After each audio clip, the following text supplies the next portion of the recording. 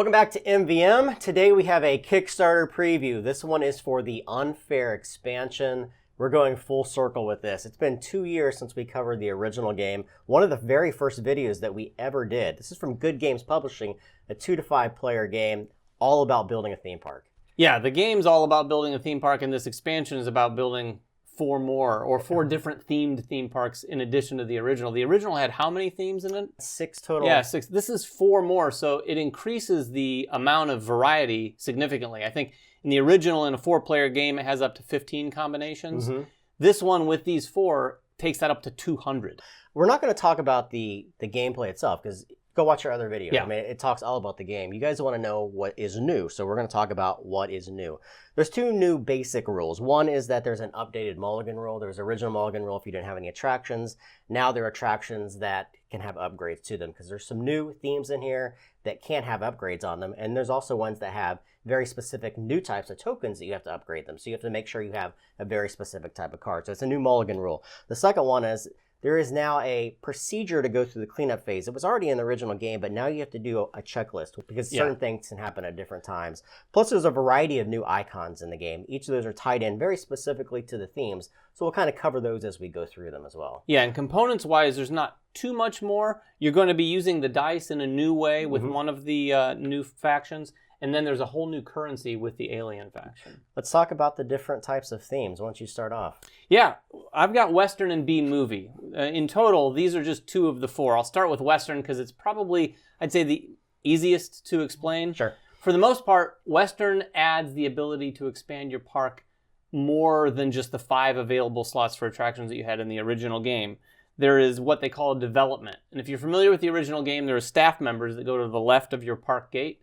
These will also go to the left of your park gate, and you can see here, this increases my guest capacity. It increases the number of attractions you can add to your park. So it just kind of opens things up. Plus, and we'll get to this in a moment, the Western theme sort of synergizes with the BMovie theme a little bit too. Absolutely. Yeah, one of the cool things about that too is that panoramas in the original game were fantastic. If you aren't familiar with the game, this uses Cuttington art along with some other different contributors, but there's several of the cards that make this beautiful panorama in them. And in the original game, they didn't do anything other but look cool in the game. Yeah, it just seemed kind of mysterious. You could put these together and you'd think, oh, does this have some relevance? It didn't then, but it does now. But they had icons on them to show that in future expansions, which is right now, they do have relevance. One of these is the fact that the Westerns have an endless panorama in them, which is really cool. You can put a whole bunch of them side by side if they're attractions, and no matter how you place them, they have this desert background that kind of undulates, but they always fit together, which looks really cool. Yeah, a lot of the other factions do have some of the panoramas, but they're very specific, and you have to collect the exact right cards and put them in the exact right order. The next one you have, too, synergizes with that, which is the BMovie. Yeah, the BMovie, the big thing here is it introduces the panoramas as a scoring element. Yep. So like we just talked about, a lot of the factions are going to have cards that build panoramas, so you want to collect those and build them appropriately. The Westerns, the way they synergize, as Jeremy just said, they are a little easier to build panoramas, and you can have one big long one, which is kind of cool since the Westerns adds the ability to have much bigger parks. The other thing about BMovie is it introduces a rule to help make the panoramas a little easier to build. Before, you had to build the new attractions in the leftmost open space of your park. Now, with BMovie, when you're using this, you're allowed to build anywhere in your park, but for every space you skip or every empty space you leave, you have to pay an additional $3 to do that. Yeah. One of the cool things, too, about the panoramas, as you mentioned, is it scores. And there's a whole set of scoring structures on how much you get, from 5 points all the way up to 60 points. But they're going to be scored in 2 different ways. You have partial panoramas. So if you only get a couple of them, you're going to score points for them. But you get huge points if you complete the entire panorama that's included on that card itself. What do I have? I have the aliens. The aliens are really cool. So they have a couple of different abilities. Number 1, they have a currency. There is a new type of card in here that provides alien currency if it's built into your park. That's these tokens. Now, this is a prototype token. These will actually be cut around the outside of them so it has no white border on them. Right.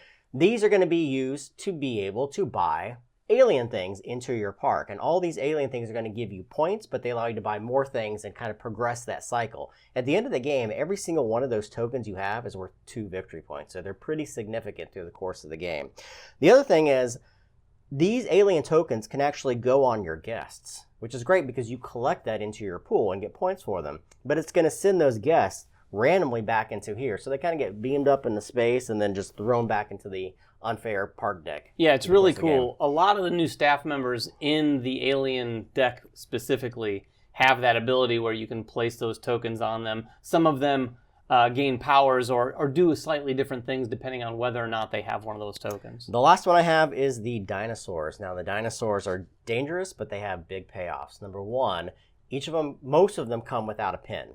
So at the start of each of the event phases, you're going to have to roll dice. And if you roll your 2 dice, which is what you'll roll, and the combination is less than a 6, this guy's going to break out and destroy stuff in your park. Some of them are going to have built-in pins, but there's also electrified fences. So you can put those upgrades on there to make sure that they don't break out through the course of the game. The other cool thing about it is it comes with a new type of showcase. Now, for you guys that played the game before, you know that showcase cards are like the big ones that you want to put into your park. They give you huge abilities. But the one thing you can never upgrade through the course of the game was your main gate. Everyone started with the same main gate that had a capacity of 15 guests that always allow you to build 5 different attractions. There are now 2 new showcases for these guys, but they're actually park gates, which is really, really unique, and they're 2 very different ones. And they do 2 very different things. One of them is going to increase your guest capacity up to 25, and the reason for that is because these dinosaurs, as I said, have huge payoffs. They all provide a lot of guests into your park, which means you get a lot of money. But again, there's that push your luck element of having to roll the dice. The other thing is that one of them reduces your attractions and has some special abilities of getting coins through the course of the game. So they do 2 very different things. And I like that because the main gates was the one thing was kind of similar for everybody. Yeah. We like that variability in a game where you can have different types of things through the course of the game. There's also, of course, a variety of other things. With each one of these new factions, you get new event cards that are introduced, new city cards that are introduced, new blueprints, all those different things, not to mention the game changers. These game changers are used at the start of every single one of the games, so you can tailor the game however you wish to. And one of the big complaints with the original game was that some people didn't like the fact that it was unfair. Yeah, I mean, it's right there on the box. They didn't like the part of unfair. So the game is punishing at certain portions. There is some take that elements to that. With these game changers, especially the new ones, you can completely take out aspects of the game that you don't like. Which is fantastic. You really can tailor this game so it takes that out, so you can have the fun of sort of building your park and not worrying too much about some nasty thing that your opponent's going to do to your park.